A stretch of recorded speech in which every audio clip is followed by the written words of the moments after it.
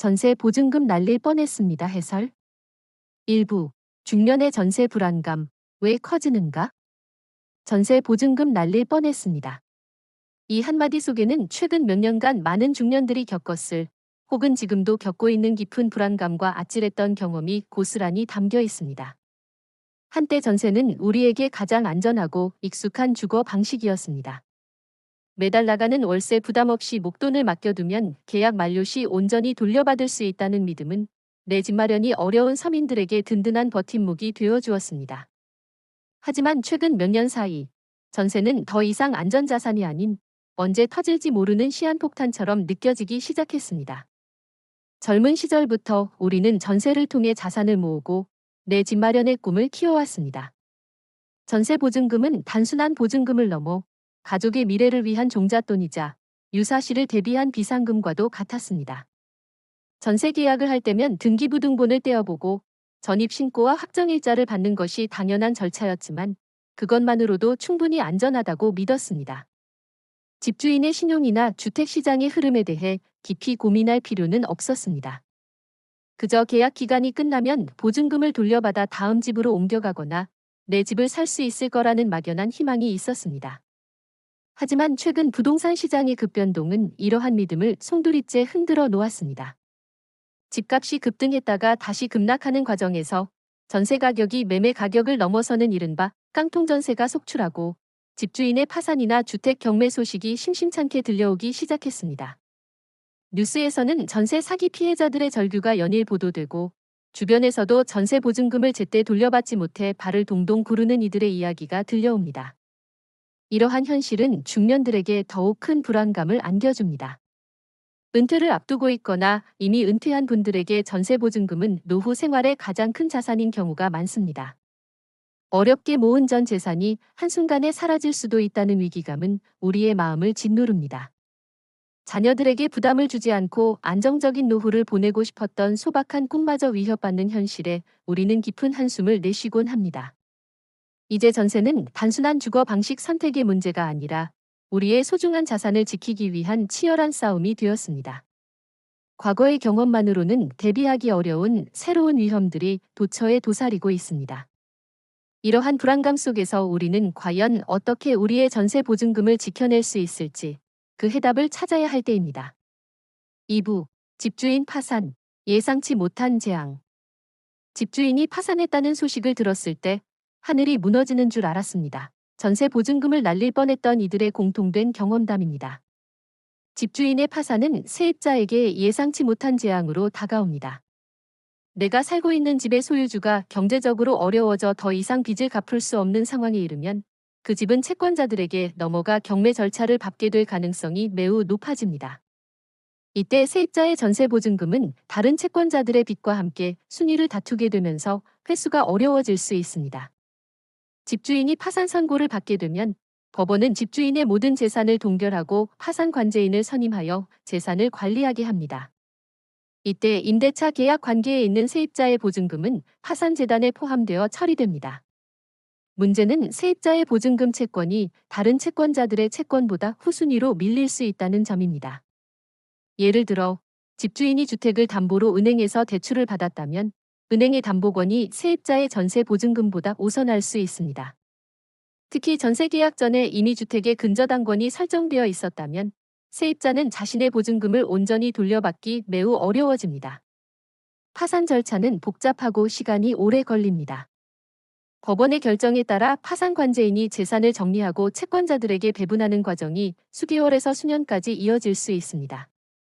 이 기간 동안 세입자는 불안정한 상태에 놓이게 됩니다. 보증금을 돌려받을 수 있을지 없을지 모르는 상황에서 새로운 집을 구하기도 어렵고 당장 생활 자금도 막막해지는 경우가 많습니다. 심지어 파산 절차 중에는 임대차 계약이 해지될 수 있어 살던 집에서 갑자기 나가야 하는 상황에 처할 수도 있습니다. 더욱이 집주인이 여러 채의 주택을 소유하고 있었다면 문제는 더욱 복잡해집니다.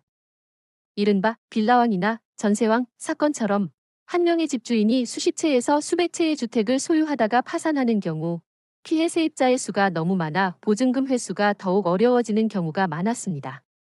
이러한 상황에서는 세입자 개인이 대응하기가 매우 어렵고 법률 전문가의 도움을 받거나 피해자 단체를 통해 공동 대응하는 것이 일반적입니다. 집주인 파산은 단순히 보증금을 돌려받지 못하는 금전적 손실을 넘어 세입자의 삶 전체를 뒤흔드는 심리적, 경제적 재앙이 될 수 있습니다. 이러한 위험에 대비하기 위해서는 전세 계약 전 집주인의 신용 상태와 주택의 권리 관계를 꼼꼼히 확인하는 것이 무엇보다 중요합니다. 3부. 경매의 덫, 보증금 회수의 험난한 길. 집주인의 파산이나 채무 불이행으로 인해 주택이 경매에 넘어가게 되면 세입자는 자신의 전세 보증금을 회수하기 위한 험난한 길을 걷게 됩니다. 경매는 채무자가 빚을 갚지 못할 때 법원이 채무자의 재산을 강제로 팔아 그 대금으로 채권자들에게 빚을 갚아주는 절차입니다. 이때 세입자의 전세 보증금 역시 경매 대금에서 배당받아야 하는 채권에 해당합니다.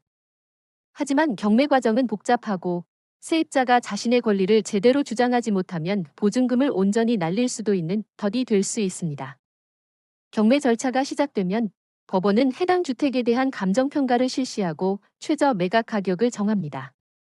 이후 여러 차례 입찰을 통해 가장 높은 가격을 제시한 사람에게 주택이 낙찰됩니다. 낙찰된 금액은 법원에 납부되고 법원은 이 돈을 가지고 채권자들에게 순위에 따라 배당을 하게 됩니다. 이때 세입자의 전세 보증금은 임차보증금 반환 채권으로서 다른 채권자들과 함께 배당을 받게 됩니다. 가장 중요한 것은 대항력과 우선 변제권입니다. 세입자가 전입신고를 하고 확정일자를 받으면 대항력을 갖게 되어 집주인이 바뀌더라도 새로운 집주인에게 임대차 계약의 효력을 주장할 수 있습니다. 또한 확정일자를 받으면 우선 변제권을 갖게 되어 경매 시 다른 일반 채권자들보다 먼저 보증금을 배당받을 수 있는 권리가 생깁니다. 하지만 이 우선 변제권은 주택에 설정된 다른 담보권, 예를 들어 은행의 근저당권보다 후순위일 수 있습니다. 만약 전세 계약 전에 이미 거액의 근저당이 설정되어 있었다면 경매 낙찰가가 낮을 경우 세입자는 자신의 보증금을 한 푼도 받지 못하거나 일부만 돌려받을 수도 있습니다. 경매 절차는 예측하기 어렵습니다. 주택의 감정가, 실제 낙찰가, 그리고 선순위 채권의 규모에 따라 세입자가 돌려받을 수 있는 보증금 액수가 크게 달라집니다. 특히 부동산 시장이 하락세일 때는 경매 낙찰가가 낮아지는 경향이 있어 세입자의 보증금 회수율이 더욱 낮아질 수 있습니다. 경매가 여러 차례 유찰되면 최저 매각 가격이 계속 낮아지기 때문에 세입자의 불안감은 더욱 커집니다. 이러한 경매의 덫에서 벗어나기 위해서는 전세 계약 전부터 철저한 준비가 필요합니다. 등기부등본을 통해 선순위 채권을 꼼꼼히 확인하고 전입신고와 확정일자를 즉시 받는 것이 필수적입니다.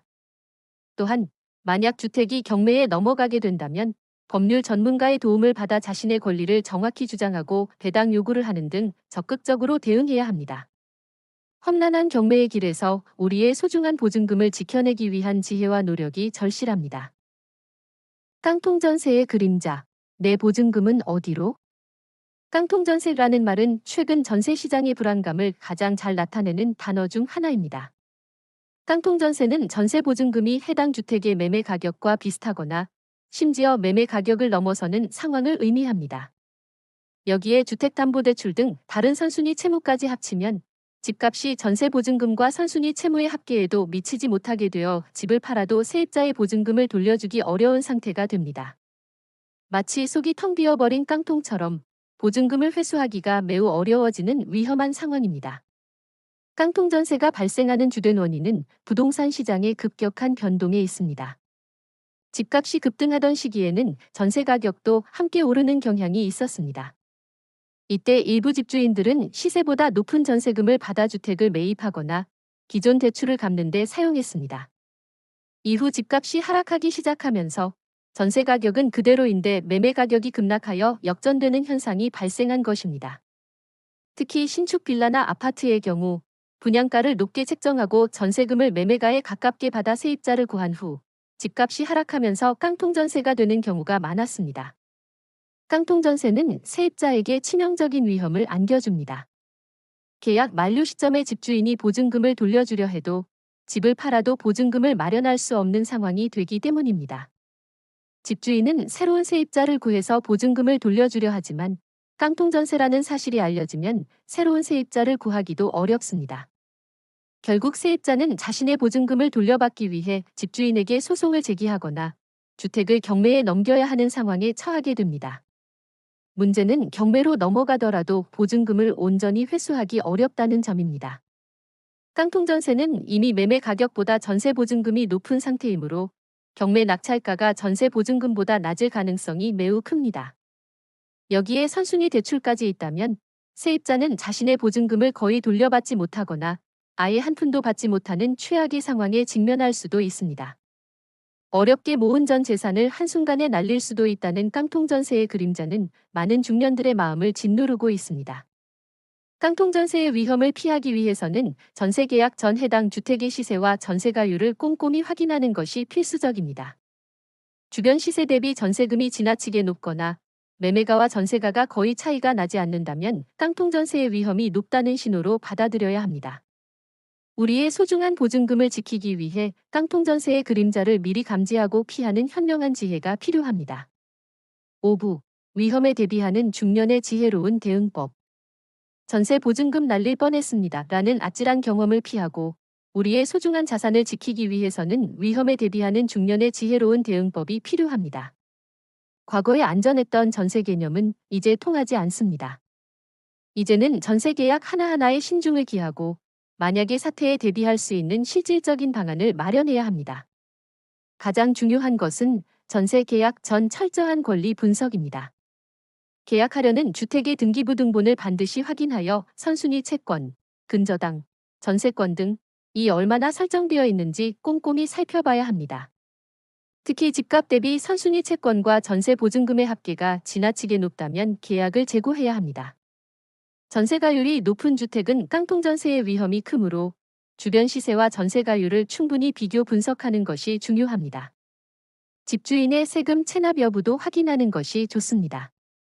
다음으로 전입신고와 확정일자는 필수 중의 필수입니다. 전세 계약 후 잔금을 치르고 입주하는 즉시 해당 주택으로 전입신고를 하고 주민센터나 등기소에서 확정일자를 받아야 합니다. 이는 세입자의 대항력과 우선 변제권을 확보하는 가장 기본적인 절차입니다. 전입신고와 확정일자를 받지 않으면 집주인이 바뀌거나 주택이 경매에 넘어가더라도 자신의 보증금을 보호받기 어렵습니다. 귀찮다고 미루지 말고 반드시 최우선으로 처리해야 합니다. 전세 보증금 반환 보증보험 가입은 이제 선택이 아닌 필수가 되어가고 있습니다. 주택도시보증공사, HUG, 나 서울보증보험, SGI 등에서 운영하는 전세 보증금 반환 보증보험에 가입하면 집주인이 보증금을 돌려주지 못할 경우 보증기관이 대신 보증금을 지급해줍니다. 물론 보험료를 납부해야 하지만 우리의 소중한 전 재산을 지키는 데 드는 비용이라고 생각하면 결코 아깝지 않습니다. 가입 조건과 절차를 미리 확인하고 가능하면 반드시 가입하는 것이 좋습니다. 만약 집주인이 보증금을 돌려주지 않는 상황이 발생한다면 지체 없이 법적 조치를 취해야 합니다. 내용 증명 발송, 임차권 등기 명령 신청, 전세금 반환 소송 등 다양한 법적 절차를 통해 보증금 회수를 시도해야 합니다. 이때 혼자서 해결하기보다는 법률 전문가의 도움을 받는 것이 현명합니다.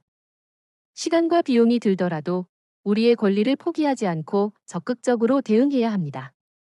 이처럼 위험에 대비하는 중년의 지혜로운 대응법은 계약 전의 철저한 확인, 계약 후의 즉각적인 조치, 그리고 만약의 사태에 대비한 보험 가입과 법적 대응을 아우릅니다.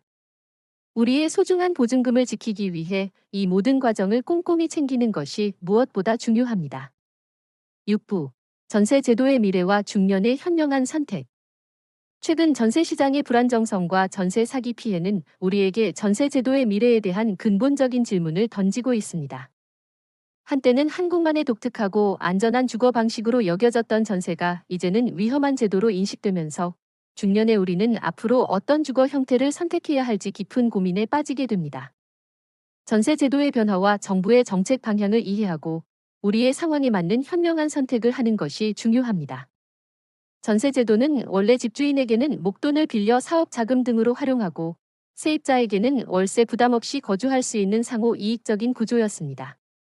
하지만 저금리 시대가 장기화되면서 집주인 입장에서는 전세 보증금을 받아도 은행 이자가 낮아 큰 수익을 기대하기 어려워졌고 이는 월세 전환을 부추기는 요인이 되었습니다. 또한 집값 급등과 급락을 반복하는 불안정한 시장 상황은 깡통전세와 같은 위험을 키웠습니다. 이러한 변화 속에서 전세제도는 점차 위축되고 월세나 보증부 월세가 주된 주거 형태로 자리 잡을 가능성이 커지고 있습니다.